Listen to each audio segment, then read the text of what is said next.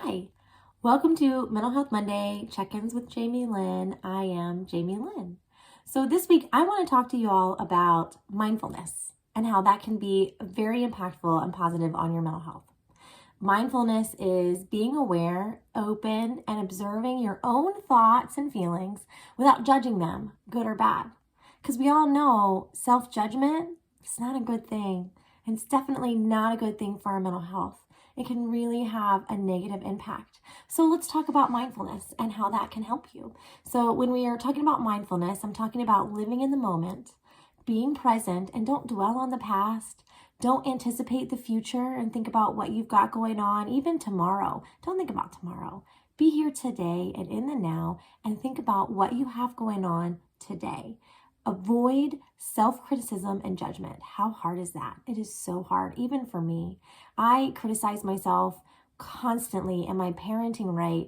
My body, I have a really low self-body image right now. And I'm trying to work on that through mindfulness so that I can let that go, because I can tell you what, I do not want my 8, almost 9-year-old daughter to pick up on that and have my self-judgments become hers. I want her to think highly of herself. And so seeing her mom be so hard on her own body, I don't want that for her.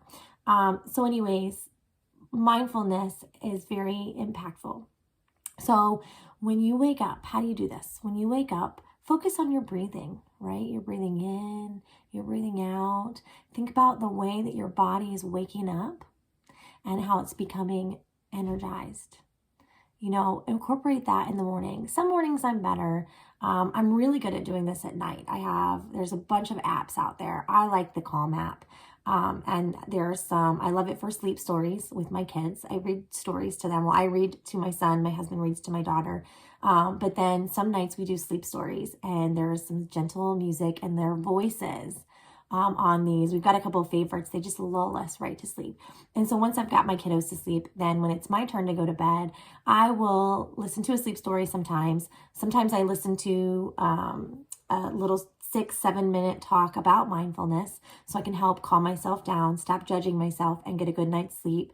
Sometimes there's some self-guided meditations. Now, these are not religious meditations that I'm talking about when we're talking about mindfulness. Yes, mindfulness is rooted in the Buddhist practice. However, it's used in many other different ways today. And it's, a lot of therapists use it in cognitive behavioral therapy because mindfulness is such a great tool to have in your handbag. It really is.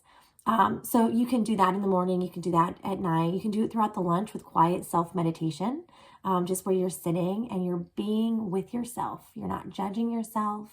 You're not thinking about, all the horrible, bad things. You're just sitting with yourself and you're being present.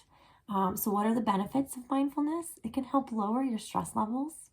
It can help protect against depression and anxiety, and research is showing that it can help you better cope with rejection and self-isolation. Hello, we are over a year into this pandemic, and while things are finally opening up and we can now start doing more social things, we have to remember that this being socially isolated, whether you quarantined with family members or by yourself, you're still isolated from the main population, and that can really take a toll on your mental health.